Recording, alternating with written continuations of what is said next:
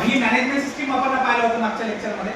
आज आपण पाहणार आहोत बेसिक्स ऑफ बँकिंग, म्हणजे पैसे जे तुमचे सॅलरीचे येतात किंवा स्टायपेंडचे येतात ते तुमच्या हातात न देता ते आता कशामध्ये डिपॉझिट केले जातात, अकाउंट मध्ये डिपॉझिट केले जातात. तुमच्या बँक मध्ये तुमच्या अकाउंट मध्ये पर्सनल अकाउंटला डिपॉझिट केले जातात. आता पर्सनल अकाउंटला जेव्हा डिपॉझिट केले जातात तर आपल्याला बेसिक्स ऑफ बँकिंग हे माहित असणं गरजेचं आहे. म्हणजे मॅक्झिमम लोकांना बँक मध्ये गेल्यानंतर कोणत्या कलरची स्लिप भरायची, कोणती स्लिप भरतात, कोणता अकाउंट असते, अकाउंटचा कोणता प्रकार असते आणि पैसे कोणत्या अकाउंट मध्ये येऊन जाते हेच माहित नसतं. खूप सारे शिक्षित लोकांना मी पाहिलेलं आहे की ते बाहेर बसलेले लोकांकडून 10 रुपये देऊन पावत्या भरून घेतात. किंवा बँक मध्ये गेले तर आपण घरून फोन करून विचारते कोणत्या कलरची स्लिप भरायची, घरचे म्हणतात पिवळ्या कलरची, आणि बघितलं पिवळ्या कलरची स्लिप दिसत नाही, गुलाबी कलरची स्लिप आहे, झालं गोंधळ. काऊन पिवळ्या कलरची स्लिपच नाहीये तिथं. ऍक्च्युअल काय आहे, शिक्षित लोकांना कमीत कमी बँकिंगचंही तरी नॉलेज असला पाहिजे. कारण आपला पैसा जिथं डिपॉझिट होऊन झाला, ज्या बँकेमध्ये होऊन झाला, जिथं पैसे येऊन झाले ते बँक कोणती आहे, नॅशनलाइज बँक आहे, प्रायव्हेट बँक आहे, प्रायव्हेट सेक्टरची बँक आहे, आपला अकाउंट कोणता आहे, सॅलरी अकाउंट आहे. तसंच आज आपण शिकणार आहोत बेसिक्स ऑफ बँकिंग मध्ये अकाउंटचे प्रकार. किती प्रकारचे अकाउंट असतात? तर सर्वात पहिला जे अकाउंट आहे बँकिंग मधला तो आहे सेव्हिंग अकाउंट. हा, सेव्हिंग अकाउंट. आता सेव्हिंग अकाउंट कशाला म्हणतात? ज्याला मराठीमध्ये म्हटलं जाते बचत खाते. बचत खाते म्हणजे काय? ज्याच्यामध्ये तुम्ही पैसे तुमचे बचत करून ठेवू शकता.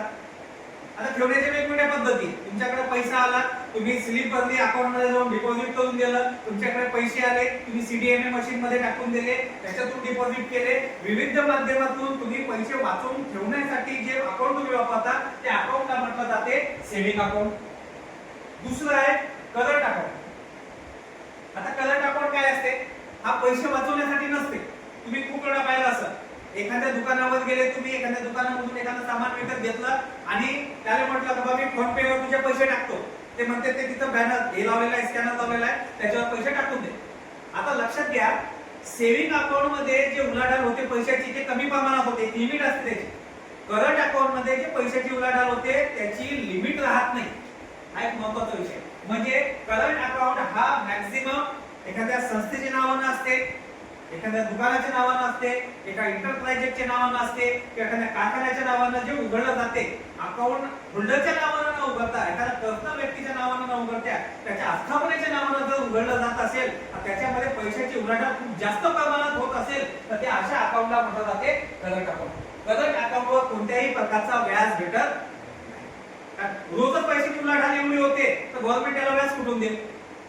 सेव्हिंग अकाउंटला व्याज भेटते, करंट अकाउंटला व्याज भेटत नाही. पण याची लिमिट नाही, तुम्ही पैशाची उलाढाल जास्त प्रमाणात करू शकता. तिसरं आहे fixed deposit account. Fixed deposit अकाउंटचा अर्थ आहे तर तुमचे पैसे तुम्ही काही दिवसासाठी एका बँक मध्ये डिपॉझिट करून ठेवून राहील, बचत करून ठेवून राहील. याला मुदती ठेव म्हणतात. ऐका असेल तुम्ही ना, मुदती ठेव. मुदती ठेव म्हणजे फिक्स्ड डिपॉझिट, एफडी ज्याला म्हणतो आपण. एफडी याचा शॉर्ट फॉर्म आहे एफडी. FD fixed deposit.